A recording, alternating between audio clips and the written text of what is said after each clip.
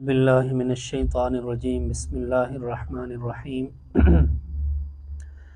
الف لام میم ذالک الکتاب لا ریب فیہ ھدی للمتقین الذین یؤمنون بالغیب ویقیمون الصلاة ومما رزقناہم ینفقون صدق اللہ العظیم۔ سورۃ البقرۃ مدنیہ۔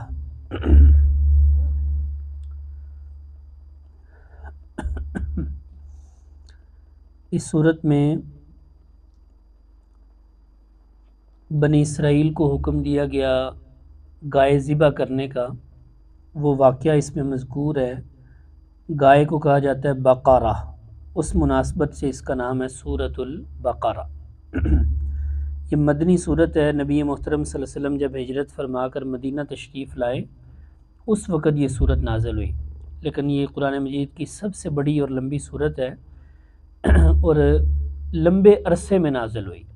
یعنی سمجھ لو کہ مدینہ کی جو 10 سالہ زندگی ہے اس سارے 10 سال کے اندر یہ تھوڑی تھوڑی کر کے نازل ہوتی رہی، حتیٰ کہ جو آخری آیت ہے وَاتَّقُوا يَوْمًا تُرْجَعُونَ فِيهِ إِلَى اللَّهِ، اس دن سے ڈرو جس دن تمہیں اللہ کے سامنے پیش ہونا ہے، وہ آیت بھی اسی صورت کے اندر ہے۔ اس صورت میں مدنی زندگی، چونکہ مکہ کی زندگی 13 سالہ، اس میں مسلمانوں کو عقائد کے لحاظ سے تیار کیا گیا، محنت کی گئی۔ اب زیادہ تر جو احکام نازل ہوئے ہیں وہ مدینہ میں آ کر نازل ہوئے ہیں، تو اس مناسبت سے بہت سارے احکامات اس صورت میں نازل ہوئے۔ اس صورت میں نماز، روزہ، زکوٰۃ، حج، جو بنیادی ارکان ہیں ان سب کا بھی ذکر موجود ہے، اور معاشرتی حوالے سے خاندان کے معاملات جس میں نکاح، طلاق، عدت، رضاعت، پھر وہ اس طرح باقی جو بہت سارے مسائل ہیں، عورتوں کے حوالے سے بھی کچھ مسائل ذکر کیے گئے، جہاد کے مسائل ذکر ہیں، اللہ کے راستے میں خرچ کرنے کے مسائل اس میں ذکر کیے گئے۔ یعنی سمجھ لیں کہ ایک قسم کا جامع جو صورت ہے نا یہ سورہ بقرہ، کہ سارے مضامین اس میں موجود ہیں۔ اس صورت کی خود نبی محترم صلی اللہ علیہ وسلم نے فضیلت بھی بیان فرمائی۔ آپ نے فرمایا ان لکل شیء سنام وسنام القرآن سورۃ البقرہ، ہر چیز کی ایک بلندی ہوتی ہے، جو چیزیں وجود کے لحاظ سے ہیں ان میں بھی ایک چیز بلند ہوتی ہے، اور باقی چیزیں جن کی عزت کے لحاظ سے، ہر چیز کی ایک بلند ہوتی ہے عزت کے لحاظ سے۔ قرآن کریم کی عزت کے لحاظ سے جو بلند ترین صورت ہے وہ سورۃ البقرہ ہے۔ اور اس صورت کے بارے میں آپ نے فرمایا کہ جس گھر میں سورہ بقرہ پڑھی جائے اس گھر سے شیاطین دور کر دیے جاتے ہیں، اللہ رب العزت حفاظت کے لیے فرشتہ مقرر کر دیتے ہیں اور شیطان کو بھگا دیا جاتا ہے۔ آپ نے فرمایا سورہ بقرہ پڑھا کرو فإن أخذها برکۃ وترکها حسرۃ، اس کا پڑھنا باعث برکت ہے اور اس کا چھوڑنا باعث حسرت ہے، افسوس کا سامان ہے جو اس کو چھوڑے گا۔ اور فرمایا کہ کل قیامت والے دن سورہ بقرہ اور سورہ آل عمران جو اس سے اگلی صورت ہے، دونوں کے بارے میں فرمایا یہ اپنے پڑھنے والوں کے لیے ان کے اوپر سایہ بن جائیں گے میدان محشر میں، اور پھر ان کے حق میں سفارش کروا کے ان کو جنت میں داخل کروائیں گے۔ سورہ بقرہ اور سورہ آل عمران۔ اس صورت میں کچھ آیات ہیں جن آیات کی پھر الگ سے نبی پاک صلی اللہ علیہ وسلم نے فضیلت بیان فرمائی۔ ایک تو آیت الکرسی ہے، اسی طرح ایک آیت ہے وَإِلَٰهُكُمْ إِلَٰهٌ وَاحِدٌ لَا إِلَٰهَ إِلَّا هُوَ الرَّحْمَٰنُ الرَّحِيمُ۔ یہ دوسرے پارے میں آ کر شروع جب ہوگا تو وہاں یہ آیت آئے گی۔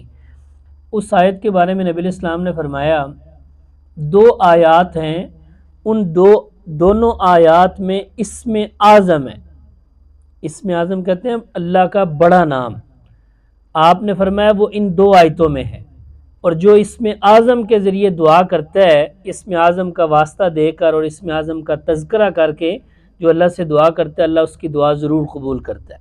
اور وہ 2 آیتیں کون سی ہیں؟ ایک آیت بتائی وَإِلَٰهُكُمْ إِلَٰهٌ وَاحِدٌ لَا إِلَٰهَ إِلَّا هُوَ الرَّحْمَٰنُ الرَّحِيمُ، اور دوسری آیت سورہ آل عمران کی پہلی آیت الف لام میم اللہ لا الہ الا هو الحی القیوم۔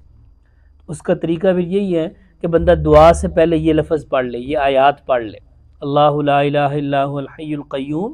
یہ آیت الکرسی کے شروع میں بھی اسی طرح لفظ ہیں، سورہ آل عمران کے شروع میں بھی اسی طرح ہیں، اور وَإِلَٰهُكُمْ إِلَٰهٌ وَاحِدٌ لَا إِلَٰهَ إِلَّا هُوَ الرَّحْمَٰنُ الرَّحِيمُ۔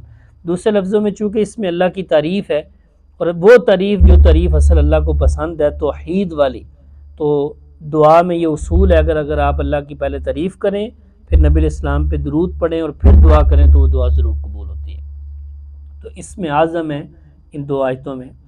اور اسی طرح جو اس کی آخری دو آیات ہیں سورہ بقرہ کی، آخری دو آیات کے بارے میں فرمایا جو صبح و شام پڑھ لے وہ اس کے لیے ہر پریشانی سے کفایت کر جائیں گے، ہر مصیبت اور ہر پریشانی سے اللہ اس کا ضرور کوئی نہ کوئی راستہ نکال دیں گے۔ اور آیت الکرسی کے بارے میں تو آپ نے فرمایا، ایک حدیث میں آپ نے فرمایا جو ہر فرض نماز کے بعد آیت الکرسی پڑھتا ہے اس کے اور جنت کے درمیان صرف موت کا فاصلہ ہے، مرنے کی دیر ہے، وہ سیدھا جنت میں چلا جائے گا۔ اور پھر حفاظت کے لیے آیت الکرسی آپ نے فرمایا کہ جو آیت الکرسی پڑھتا ہے تو اللہ اس کی حفاظت فرماتے ہیں، فرشتہ مقرر کر دیتے ہیں اس کی حفاظت کے لیے۔ آپ نے حضرت ابی بن کعب رضی اللہ تعالیٰ عنہ سے پوچھا کہ جانتے ہو ابی قرآن مجید میں سب سے افضل آیت کون سی ہے؟ حضرت ابی بن کعب نے عرض کیا رسول اللہ اور اس کے رسول ہی بہتر جانتے ہیں۔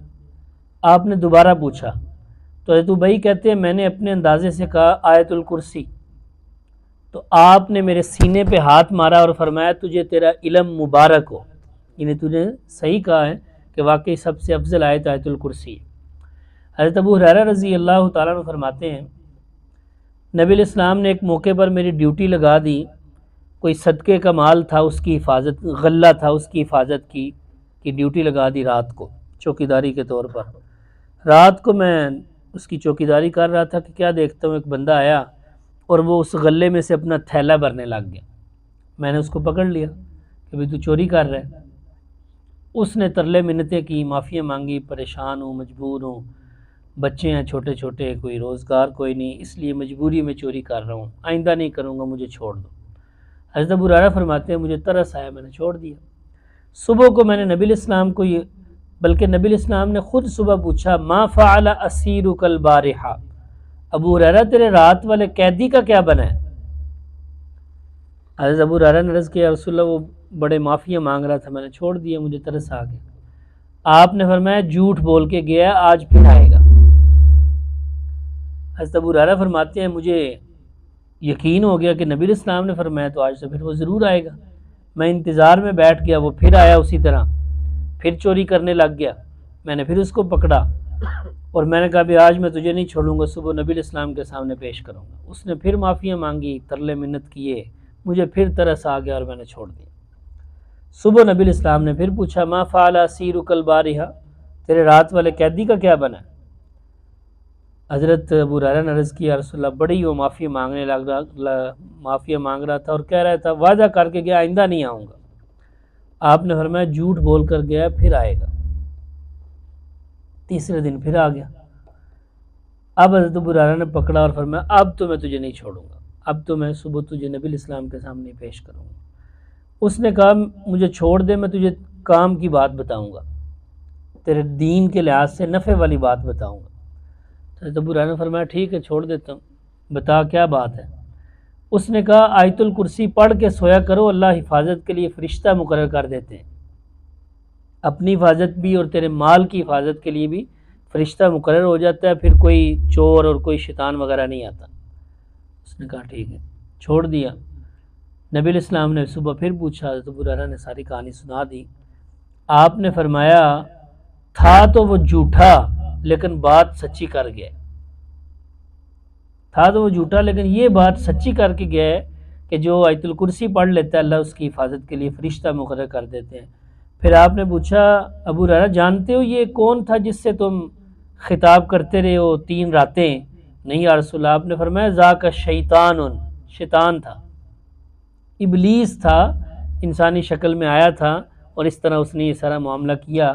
تو اللہ رب العزت نے یہ بتانا چاہا تھا، اس لیے یہ واقعہ پیش آ گیا کہ آیت الکرسی کی اتنی عظمت اور فضیلت ہے، سچے دل سے یقین رکھ کے پڑھی جائے تو اللہ رب العزت ضرور حفاظت فرمائیں گے۔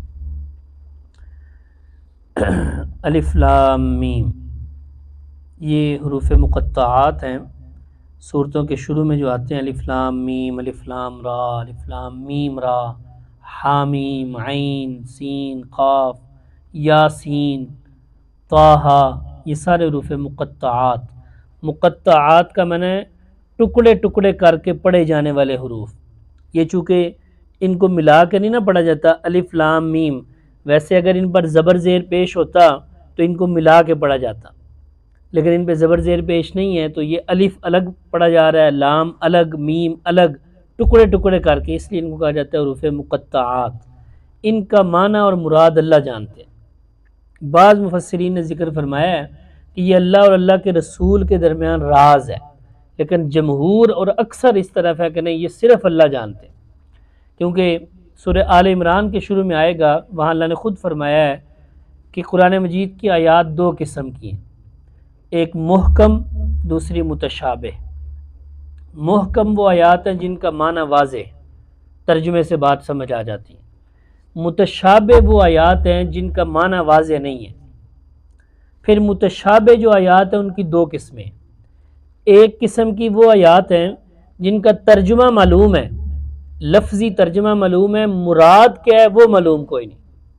جیسے استویٰ علی العرش، اللہ نے فرمایا اپنے بارے میں اللہ نے زمین و آسمان بنایا، سارا نظام بنایا، ثم استویٰ علی العرش، پھر عرش پر مستوی ہو گیا۔ استوا کا معنی ہوتا ہے سیدھے ہو کر بیٹھ جانا۔ اب لفظی ترجمہ یہ ہے کہ پھر اللہ عرش پر بیٹھ گیا، لیکن اس کی مراد کیا ہے وہ اللہ جانتا ہے، کیونکہ جو اس کے ترجمے سے سمجھ آ رہا ہے وہ اصل نہیں ہے، وہ حقیقت نہیں ہے۔ کیوں؟ کیونکہ اللہ جسم سے پاک ہے، اللہ وجود سے پاک ہے۔ اللہ اگر یہ کہیں کہ اللہ عرش پر بیٹھ گیا تو اس کا مطلب ہے اللہ بیٹھنے میں عرش کا محتاج ہو گیا، اور پھر یہ ساری باتیں ذہن میں آئیں گی، جس طرح ایک انسان بیٹھتا ہے، اللہ کس طرح بیٹھا ہے، بیٹھنے کے لیے کس کس چیز کی ضرورت ہے۔ تو اگر اللہ بیٹھا ہے تو عرش پر بیٹھا ہے، اور بندہ جس جگہ بیٹھتا ہے وہ جگہ اس بندے سے، اس ذات سے تو بڑی ہوتی ہے، تو عرش پھر بڑا ہے تو اللہ اس پر پورا آیا ہے۔ تو یہ ساری باتیں ذہن میں آئیں گی، اس لیے ان ساری باتوں کے ذہن میں آنے سے پہلے اصل بات یہ ہے کہ اس کی کیا مراد ہے، اللہ کے عرش پر بیٹھنے کی کیا حقیقت ہے وہ اللہ جانتے ہیں۔ تو یہ لفظی ترجمہ اس کا معلوم ہے، مراد کیا ہے وہ اللہ جانتے ہیں۔ اسی طرح اللہ وجود سے پاک ہے، لیکن پھر بھی اللہ کے ہاتھوں کا ذکر آئے گا، اللہ کے چہرے کا ذکر آئے گا، پنڈلی کا ذکر آئے گا، تو اس سے کیا مراد ہے یہ اللہ جانتے ہیں۔ یہ پہلی قسم کی آیات ہیں متشابہ، جن کا لفظی ترجمہ معلوم ہے لیکن مراد معلوم کوئی نہیں۔ دوسری قسم کی متشابہ آیات یہ حروف مقطعات ہیں جن کا لفظی ترجمہ بھی نہیں معلوم۔ الف لام میم کا کیا ترجمہ ہے یہ اللہ جانتے ہیں، کیونکہ الف لام میم، الف لام الگ الگ تین حرف ملے ہیں تو کوئی ترجمہ نہیں بنے گا جب تک کوئی عربی کا کوئی لفظ نہ بنے۔ تو ان کا ترجمہ بھی کوئی نہیں معلوم، مراد بھی کوئی نہیں معلوم۔ پھر سوال ہوتا ہے کہ اگر ان کا ترجمہ نہیں معلوم تو یہ اللہ نے کیوں نازل کیے، کیا مقصد ہے ان کو نازل کرنے کا؟ تو اس کا جواب ہے یہ امتحان اور آزمائش کے لیے اللہ نے نازل کی، کہ بندہ اللہ پر ایمان لانا، نبی الاسلام پر ایمان لانا، مثال کے طور پر جب نبی الاسلام کو یا کسی ذات کو بندہ جب نبی مان لیتا ہے نا، تو اس نبی کی ہر بات ماننا اس پر لازم ہے، چاہے وہ بات اس کی عقل میں آئے یا نہ آئے۔ یہ نہیں کہ نبی کی وہ بات ہم نے ماننی ہے جو ہماری سمجھ میں آئے، نہیں، ہماری سمجھ میں آئے یا نہ آئے، جب ہم نے نبی مان لیا تو اس کا مطلب ہے یہ مان لیا کہ یہ کوئی بات جھوٹی نہیں کریں گے، تو ان کی ہر بات پر ایمان لانا ضروری ہے۔ اسی طرح اللہ رب العزت تو پھر اللہ رب العزت ہے، اللہ رب العزت کی اس سے کیا مراد ہے، کیا حکمتیں ہیں وہ اللہ بہتر جانتے ہیں، ہماری سمجھ میں آئے یا نہ آئے۔ اللہ کا کلام ہے، ضروری نہیں کہ اللہ کے کلام کی ہر بات ہمیں سمجھ میں آ جائے۔ تو یہ امتحان اور آزمائش کے لیے کہ کہیں لوگ یہ کہہ کر رد تو نہیں کر دیتے کہ ہمیں تو اس کی مراد ہی نہیں معلوم تو ہم اس پر کیسے ایمان لائیں، جیسے بے دین قسم کے لوگ انہی چیزوں پر اعتراض کرتے ہیں۔ اور اس کا اللہ نے تذکرہ فرمایا سورہ آل عمران کے شروع میں کہ جن لوگوں کے دلوں میں کجی ہوتی ہے نا، اعتراض کرنا چاہتے ہیں، وہ ان آیات کے پیچھے پڑ جاتے ہیں اور کہتے ہیں نہیں نہیں اس کا مطلب بتاؤ جی، اس کا مطلب کیا ہے، حالانکہ جو محکم واضح آیات ہیں ان پر وہ ایمان نہیں رکھتے، ان کے مطابق عمل کرتے کوئی نہیں اور متشابہ آیات پر اعتراض کرتے رہتے ہیں۔ تو اللہ نے فرمایا اصل میں ان کے دل میں کجی ہے۔ تو جب اللہ نے منع کر دیا کہ ان کے پیچھے نہیں پڑنا، بس ان پر ایمان لانا ہے اور یہ عقیدہ رکھنا ہے کہ اللہ بہتر جانتے ہیں، جو بھی اللہ کی اس سے مراد ہے ہمارا اس پر ایمان۔ اور اللہ نے فرمایا وَمَا يَعْلَمُ تَأْوِيلَهُ إِلَّا اللَّهُ، ان کی تعویل اور تفسیر اللہ کے سوا کوئی نہیں جانتا۔ وَالرَّاسِخُونَ فِي الْعِلْمِ، جو علم کے اندر بڑے مضبوط ہیں نا، وہ بھی کہتے ہیں آمنا بھی، کہ ہمارا اس پر ایمان۔ تو یہ حروف مقطعات کے بارے میں یہ ذہن میں رہے، جہاں بھی آئیں گے تو ان میں سب میں یہی تفسیر ہوگی۔ ذالک الکتاب لا ریب فیہ، یہ عظیم کتاب ہے، نہیں کوئی شک اس میں۔ ھدی للمتقین، ہدایت ہے اللہ سے ڈرنے والوں کے لیے۔ یہ جو فرمایا کہ یہ کتاب ہے، اس میں شک کوئی نہیں۔ کس بات میں شک کوئی نہیں؟ اس بات میں کوئی شک نہیں کہ یہ اللہ کی طرف سے نازل کردہ ہے۔ جب اللہ کی طرف سے نازل کردہ ہے تو اب اس پورے قرآن کی کوئی بات غلط نہیں ہو سکتی، یہ بالکل برحق ہے، سچی کتاب ہے، اللہ کی طرف سے نازل کردہ ہے۔ یہ نہیں کہا جا رہا کہ اس کتاب میں کوئی شک کرے گا نہیں، شک کرنے والے کریں گے۔ نبی علیہ السلام کے دور میں لوگوں نے شک کیا، آج بھی جو کافر ہیں وہ اعتراض کرتے ہیں، وہ شک کرتے ہیں۔ اس وقت بھی مکہ کے کافر کہتے تھے کہ یہ اللہ کی طرف سے نازل نہیں ہوا، یا آپ اپنی طرف سے بنا کر لے آتے ہیں۔ تو یہ نہیں کہا جا رہا کہ اس میں کوئی شک کرے گا نہیں، بلکہ یہ کہا جا رہا ہے یہ کتاب محل شک نہیں، اس میں شک کرنے کی گنجائش نہیں ہے۔ جو شک کر رہا ہے وہ غلطی پر ہے، قرآن میں کوئی شک کی گنجائش نہیں ہے۔ جو شک کر رہے ہیں وہ غلطی پر، ان کے دماغ میں خلل ہے، قرآن میں کوئی ایسی بات نہیں ہے کہ جس میں کوئی شک کیا جا سکے۔ جیسے اللہ نے فرمایا کہ یہ اللہ نے آسمان بنایا، باقی جتنے بھی چیزیں بنائی ہیں، اللہ کی بنائی ہوئی کسی بھی چیز میں تم کوئی عیب نہیں نکال سکتے۔ جتنی مرتبہ مرضی دیکھو، تمہاری آنکھیں ذلیل ہو کر واپس آ جائیں گی، لیکن کوئی تمہیں عیب اور کجی اور نقص نظر نہیں آئے گا۔ اگر نقص نظر آئے گا تو وہ تمہاری سمجھنے میں نقص ہوگا، تمہاری عقل میں خلل ہوگا، تم اپنے اعتبار سے سمجھ رہے ہوگا کہ اس طرح نہیں ہونا چاہیے تھا، اس طرح ہو جانا چاہیے تھا۔ نہیں، جو اللہ نے کیا ہے بنایا وہ بہتر ہے، وہ ہماری سمجھ میں آئے یا نہ آئے۔ تو یہ اس بات میں کوئی شک نہیں کہ یہ اللہ کی طرف سے نازل کردہ ہے۔ جب اللہ کی طرف سے نازل کردہ ہے تو پھر اگر کوئی شک کرتا ہے، کوئی اعتراض کرتا ہے، تو وہ تو الیاذ باللہ اللہ پر اعتراض کرتا ہے۔ ھدی للمتقین، اس میں ہدایت ہے اللہ سے ڈرنے والوں کے لیے۔ دوسرے مقام پہ فرمایا شہر رمضان الذی انزل فیہ القرآن ھدی للناس، کہ یہ قرآن ہدایت ہے سارے لوگوں کے لیے۔ اور یہاں فرمایا جو اس میں ہدایت ہے ڈرنے والوں کے لیے۔ کیا مطلب؟ کہ ہدایت بن کر یہ آیا، یعنی رہنمائی تو کرتا ہے یہ قرآن سارے لوگوں کی، جو بھی پڑھے گا اس کو رہنمائی ملے گی، لیکن رہنمائی کا فائدہ کس کو ہوگا؟ جس کے دل میں ڈر ہوگا۔ ظاہری بات ہے فائدہ اس سے وہی لوگ حاصل کریں گے جن کے دل میں ڈر ہوگا، خوف خدا ہوگا، جو حق اور باطل میں تمیز کرنا چاہتے ہوں گے، جو بلائی اور برائی میں تمیز کرنا چاہتے ہوں گے، رہنمائی قرآن سے لینا چاہتے ہوں گے، ان کو قرآن رہنمائی دے گا۔ جو خود ہی قرآن سے دور ہیں، قرآن سے رہنمائی حاصل کرنا ہی نہیں چاہتے، تو قرآن بھی ان کی رہنمائی نہیں کرتا۔ یعنی قرآن مطلب ایسے ہے کہ جس کے دل میں طلب نہیں، اس کو رہنمائی نہیں ملے گی۔ طلب ہوگی، کھولے گا قرآن طلب کی نیت سے، تو قرآن اس کی رہنمائی کرتا جائے گا۔ یہ جو فرمایا متقین، جن کے دل میں اللہ کا ڈر ہوگا، ان کے لیے یہ رہنمائی ہوگی۔ یعنی یہ کتاب رہنمائی کا ذریعہ ہے، لیکن رہنمائی کن کو ملے گی؟ پہلی صفت ذکر فرمائی جن کے دلوں میں ڈر ہوگا۔ دوسری صفت ذکر فرمائی قرآن کی رہنمائی وہ لوگ حاصل کر سکیں گے الذین یؤمنون بالغیب، جو بن دیکھے ایمان رکھتے ہوں۔ یعنی بہت ساری چیزیں ایسی ہوں گی جو ہمیں نظر نہیں آئیں گی، لیکن ان پر بھی ایمان لانا ضروری ہے۔ وہ لوگ جو اپنی عقل کے مطابق یہ کہیں گے کہ جب یہ ایک چیز ہمیں نظر ہی نہیں آ رہی تو ہم اس کو کیسے مانیں، ان کو قرآن سے رہنمائی نہیں ملے گی۔ کیونکہ قرآن تو ذکر کرے گا جنت کا، جہنم کا، اللہ کا، فرشتوں کا، اور آج کے دور میں نبی الاسلام کا جب قرآن میں ذکر ہوگا، قرآن کے نازل ہونے کا ذکر ہوگا، تو ہم میں سے کسی نے یہ ساری چیزیں کسی نے کچھ نہیں دیکھا. تو اگر ہم یہ کہنے لگ جائیں کہ یہ چیزیں تو ہمیں نظر ہی نہیں آ رہی تو ہم کیسے مانیں؟ تو پھر وہ لوگ اس پر ایمان نہیں لائیں گے، ان کو قرآن سے رہنمائی نہیں ملے گی. رہنمائی ملے گی تب جب اس کو سچا مان لیا. اب جو یہ کہتا جائے گا ہماری عقل میں آئے، نظر آئے، نہ آئے، ہم اس کو مانتے جائیں. کیونکہ کچھ چیزیں ایسی ہیں جن کا ہمیں پتہ چلتا ہے حواس خمسہ کے ذریعے.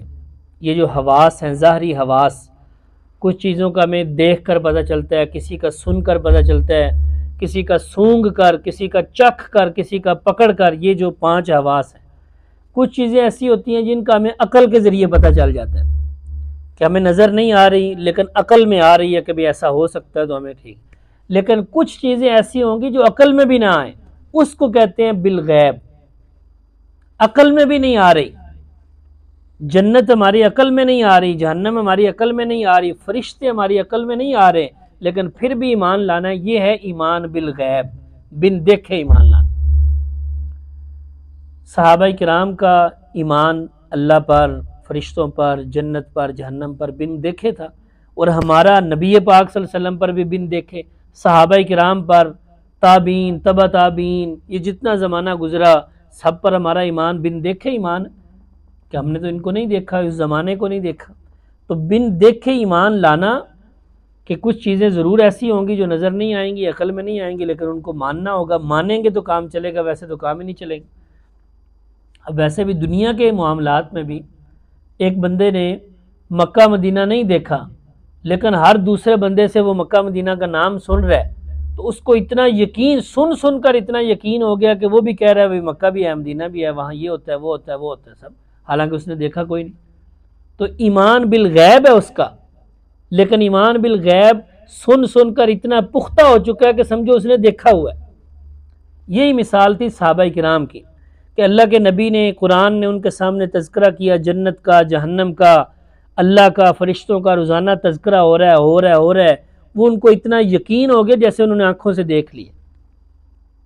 اور یہ ان کا یقین کے اعلیٰ درجہ تھا، ان کے اعلیٰ صفات میں سے تھا کہ ان کو، وہ صحابہ کرام فرماتے ہیں ہمیں اللہ کے نبی کی بات پر اتنا یقین ہے کہ سمجھو ہم نے اپنی آنکھوں سے دیکھ لیا جو آپ نے فرمایا. آپ نے جب فرما دیا کہ جنت ہے، اب جب ہم جا کر جنت کو دیکھیں گے تو ہمارے یقین میں کوئی اضافہ نہیں ہوگا، بلکہ ہمیں نبی پاک کی بات پر اتنا یقین ہے جتنا ہم نے اپنی آنکھوں سے دیکھنے کے بعد یقین ہوتا ہے. یہ ہے ایمان بالغیب، بن دیکھے ایمان لانا. وَيُقِيمُونَ الصَّلَاةَ. تیسری صفت ذکر کی جا رہی ہے، قرآن سے رہنمائی وہ لوگ حاصل کریں گے کہ جو ایمان لانے کے بعد صرف بیٹھ نہیں جاتے کہ بس ایمان لے اور مان لیا، کلمہ پڑھ لیا اور بیٹھ گئے، نہیں، بلکہ آگے عمل کرنے کی بھی وہ کوشش کرتے ہوں گے، عمل کا بھی مادہ ان میں ہوگا، تو وہ ان کو قرآن سے رہنمائی ملے گی. اور عمل میں سب سے پہلے ذکر فرمایا یقیمون الصلاۃ، نماز قائم کرتے ہیں. اور نماز کے ساتھ قائم کرنے کا ذکر کیا، صرف پڑھنے کا ذکر نہیں. قائم کرنے کا مطلب اس کے تمام شرائط کا، آداب کا، فرائض، واجبات، سنن، مستحبات، سب کا خیال کرنا، وقت پر ادا کرنا، جماعت کے ساتھ ادا کرنا، یعنی جتنے بھی احکام ہیں سب کو پورا کرنے کی کوشش کرنا. اور پھر قائم کرنے میں ایک معنی یہ بھی ہے کہ صرف خود نہیں نماز پڑھنے کی فکر کرنا، باقیوں کی بھی فکر کر کے نماز کا نظام قائم کرنا. یہ بھی اس میں شامل ہے کہ ایسا نہیں کہ گھر میں باقی سارے پڑے ہوئے ہیں، سوئے ہوئے ہیں، اور خود اٹھ کر اکیلا جا رہا ہے نماز پڑھنے اور خوش ہو رہا ہے کہ دیکھو سارے سوئے ہوئے ہیں اور میں اکیلا نماز پڑھ رہا ہوں. اس میں خوشی ایک الگ ہے کہ وہ نماز پڑھ رہا ہے، لیکن دوسری طرف فکر کی ضرورت ہے کہ باقیوں کو کیوں نہیں اٹھا رہا، باقی کو کیوں نہیں نظام بنا رہا. اسی طرح اگر ایک محلے میں، ایک شہر میں، دیہات میں سارے اپنی اپنی نماز پڑھ رہے ہیں، گھر میں جماعت کا نظم قائم نہیں ہے، تو وہ یقیمون الصلاۃ نہیں ہو رہا. وہ نماز پڑھ رہے ہیں لیکن نماز قائم نہیں کر رہے. تو قائم کرنے میں ایک یعنی اس کی شرائط کا خیال کرنا بھی، اور نظام قائم کرنا، نظام، نماز کا نظام قائم کرنا، وہ مسجد کی حد تک مسجد میں ہو، گھر میں نظام ہو، عورتوں کا، بچوں کا، سارا جتنا بھی اپنی کوشش کے مطابق ہو وہ کیا جائے۔ وَمِمَّا رَزَقْنَاهُمْ يُنْفِقُونَ، اور پھر قرآن سے رہنمائی وہ لوگ حاصل کریں گے جو اپنی جیب سے بھی خرچ کر سکتے ہوں، ان کے پاس جو کچھ ہے اس میں بھی وہ خرچ کر سکتے ہیں۔ اس میں رزق کا لفظ بولا، جو رزق ہم نے دیا اس میں سے وہ خرچ کرتے ہیں۔ رزق میں صرف مال و دولت مراد نہیں، ہر وہ نعمت جو اللہ نے عطا فرمائی اور وہ آگے استعمال ہو سکتی ہے، خرچ ہو سکتی ہے، اس میں سے وہ خرچ کرتے ہیں۔ مال ہے تو مال خرچ کرتے ہیں، عقل ہے تو عقل خرچ کرتے ہیں، سمجھداری ہے، کوئی فن ہے وہ فن آگے خرچ کرتے ہیں، کوئی سمجھدار ہے، کوئی کسی کو اچھا مشورہ دے سکتا ہے تو اچھا مشورہ دیتے ہیں، مدد کرتے ہیں۔ مدد میں اب ساری چیزیں شامل ہیں، مدد صرف مالی مدد نہیں ہوتی، کسی وقت کسی کو کس چیز کی مدد کی ضرورت ہے، کسی وقت کس چیز کی، کسی وقت مال کی ضرورت ہے، کسی وقت اس کو کسی مشورے کی ضرورت ہے، کسی وقت اس کا کوئی بوجھ ہلکا کرنے کی ضرورت ہے۔ جس طرح بھی اگلے کی مدد ہو سکتی ہے وہ مدد کرتے ہیں، اپنا ہنر، اپنا فن، اپنا علم، اپنا مال، جو کچھ بھی اللہ کی طرف سے نعمت ہے اس میں سے وہ خرچ کرتے ہیں۔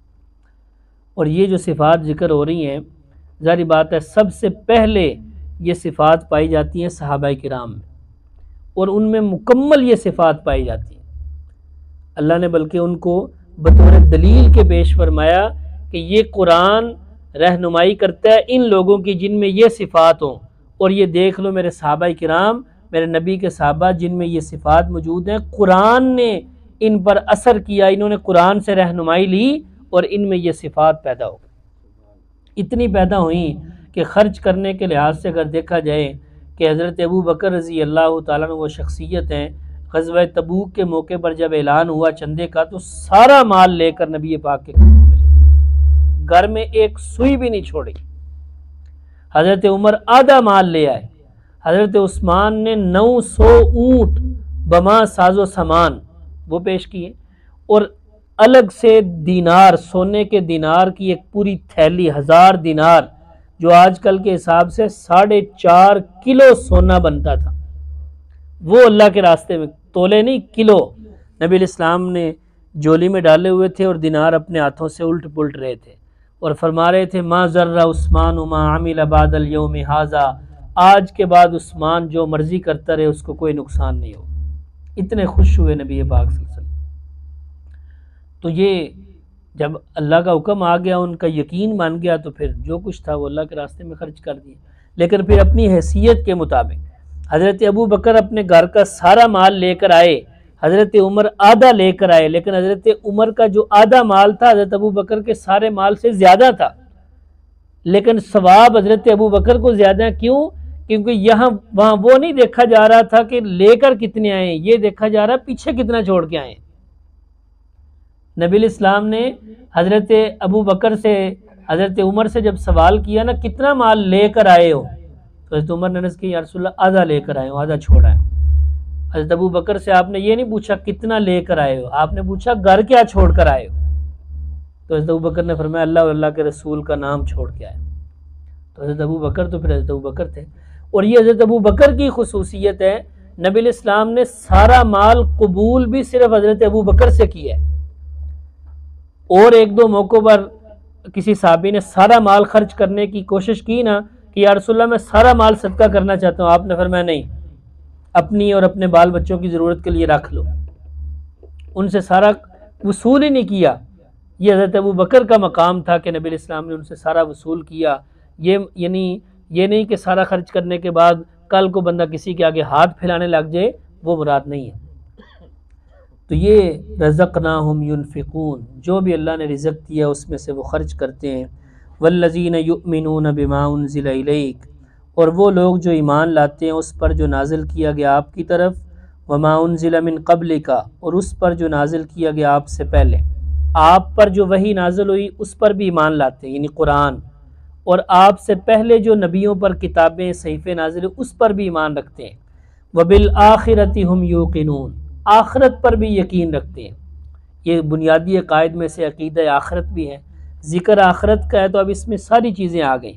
جب آخرت پر یقین رکھتے ہیں تو اس کا مطلب ہے اس بات پر بھی یقین ہے کہ یہ دنیا اصل نہیں ہے، یہاں کچھ بھی اصل نہیں، اصل آخرت ہے۔ جب آخرت پر یقین ہے تو اس کا مطلب ہے کہ مرنا ہے، دوبارہ پیش ہونا ہے، حساب کتاب ہونا ہے۔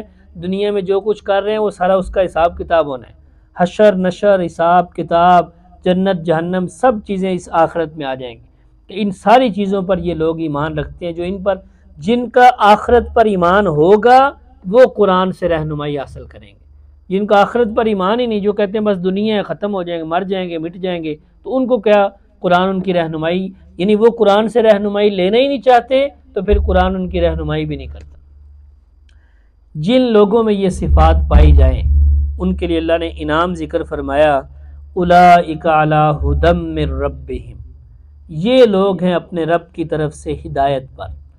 وہ جو اہدنا الصراط المستقیم سورہ فاتحہ میں کہا تھا نا، یا اللہ میں سیدھا راستہ دکھا، اللہ نے فرمایا ذالک الکتاب لا ریب فیہ، سیدھا راستہ اس کتاب میں ملے گا، اور یہ کتاب رہنمائی کرے گی ان کی جن میں یہ صفات پائی جاتی ہیں، اور جن میں یہ صفات پائی جاتی ہیں اللہ فرما رہے ہیں اولئک علی ھدی من ربہم، یہ اپنے رب کی طرف سے ہدایت پر ہیں، یہ ہیں سیدھے راستے پر۔